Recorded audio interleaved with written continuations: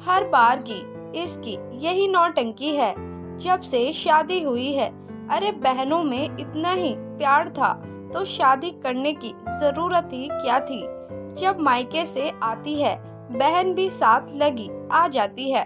पता नहीं कौन सी नौकरी है जो इतनी छुट्टियां भी मिल जाती है इसे। माँ बाप को तो पता नहीं थोड़ी भी अक्ल है या नहीं। यशोदा देवी बड़बड़ाती जा रही थी। आप भी ना यशोदा जी बेकार की बातें लेकर बैठ जाती हैं। रे बहन के ही घर तो आती है, कौन सा अनर्थ कर देती है। और एक शहर होने का कुछ तो फायदा मिलना चाहिए ना मायके वालों को। तो एक दिन दोनों बहनें साथ साथ रहती है, काम मिलकर निपटाती है, बातें करती है। इस बहाने बहू भी कितनी खुश रहती है, देखती नहीं आप। पति महेंद्र बाबू ने समझाया, हमारे जमाने में बच्चे को ननिहाल और भाई बहन के ससुराल में ज्यादा दिन नहीं छोड़ते थे। कहते हैं इन जगहों पर कोई प्रतिबंध न रहने से बच्चे बिगड़ जाते हैं। कुछ सोचकर ही बनाया होगा ना बुजुर्गों ने ये नियम। ये पुराने जमाने की बात है यशोदा जी। हमारे घर में सीपी को बिगाड़ने वाला है कौन, हम दोनों या फिर उसकी खुद की बहन। जीजा तो बेचारा खुद के काम से परेशान रहता है। और इतना मत सोचिए, प्यारी बच्ची है, हंसती बोलती रहती है तो घर गुंजायमन रहता है। कह तो दिया यशोदा जी ने, पर स्वीकार नहीं किया। दरअसल उन्हें दूसरी चिंता ही खाए जा रही थी। उनके दो बेटे राहुल और रोहित में से राहुल की शादी लिपि से हुई थी।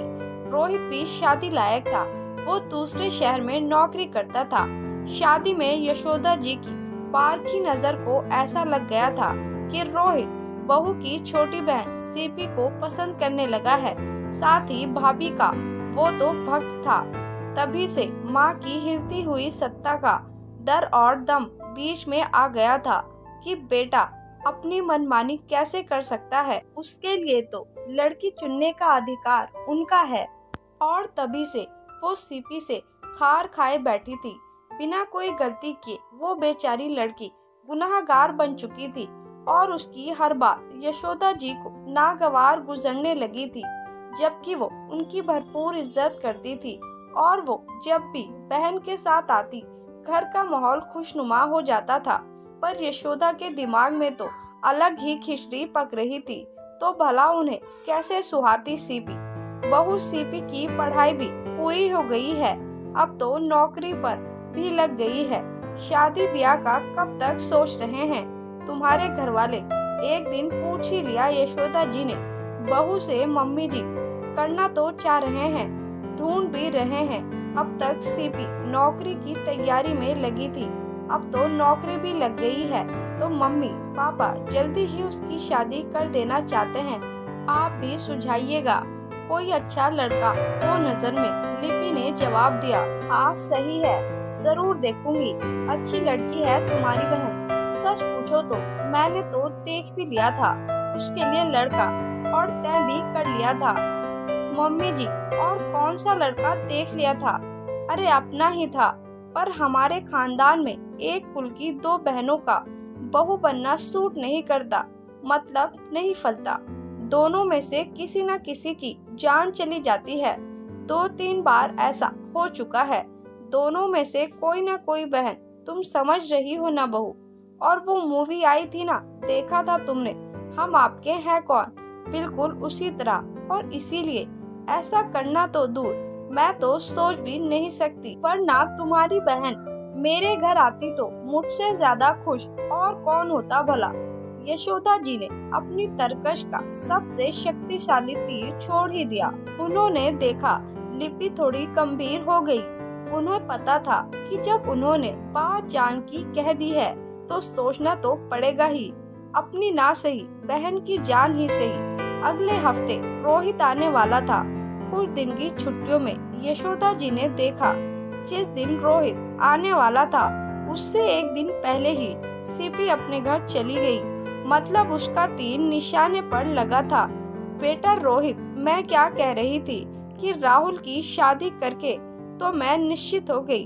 अब तू भी शादी कर लेता तो मैं गंगा नहा लेती। तू तो दूर रहता है, तो तेरी चिंता हमेशा लगी रहती है। मैं भी आपसे इस बार यही कहने वाला था। सॉरी मम्मी, मैंने लड़की पहले से ही देख रखी है, चिंता मत करो, आपको निराशा नहीं होगी। बिल्कुल भाभी की ही परछाई है, वो सुंदर, सुशील, संस्कारी। धक से रह गया दिल यशोदा जी का। अब कहेगा भाभी की बहन सीपी ही तो है। कौन है वो लड़की? भाभी की बहन ही है क्या?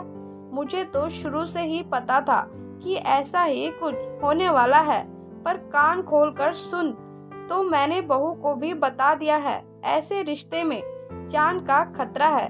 बहू पर या फिर उसकी बहन पर कह देती हूँ हाँ, मैं इसके लिए कभी तैयार ना होंगी। यशोदा ने भी कह दिया, पर पूरी बात तो सुनो मम्मी। मम्मी, भाभी की ममेरी बहन सुनैना, शादी में ही मेरी मुलाकात हुई थी उससे। बिल्कुल जैसी लड़की की छवि मेरे मन में थी वैसी ही है वो। उच्च शिक्षित, गंभीर और समझदार। आपको तो पता है ना, मुझे घरेलू लड़कियां बहुत पसंद है। सुनैना हर तरह से मेरे मन के खांचों में फिट बैठती है और मुझे लगता है आपको और पापा को भाभी के घर वालों से बात करनी चाहिए। पर बेटा, वो तो बहुत सांवली है। मैं तो समझ रही थी सिपी ने तो मुझे शादी में ही रिजेक्ट कर दिया था, बोलकर कि मुझे तो टॉल, डार्क, हैंडसम लड़का चाहिए, आपकी तरह गोरा, छोटा, कुमुई सा लड़का नहीं। और हाँ, सुनैना थोड़ी सांवली जरूर है, पर बहुत अच्छी है मम्मी। एक बार आप उससे अच्छी तरह मिल तो लो, आप भी उसकी फैन हो जाओगी।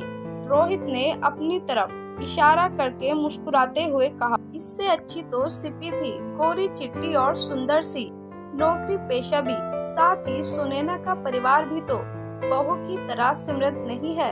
मतलब मैं तो कहीं की ना रही। लड़का भी हाथ से गया और हाथ भी कुछ न आया।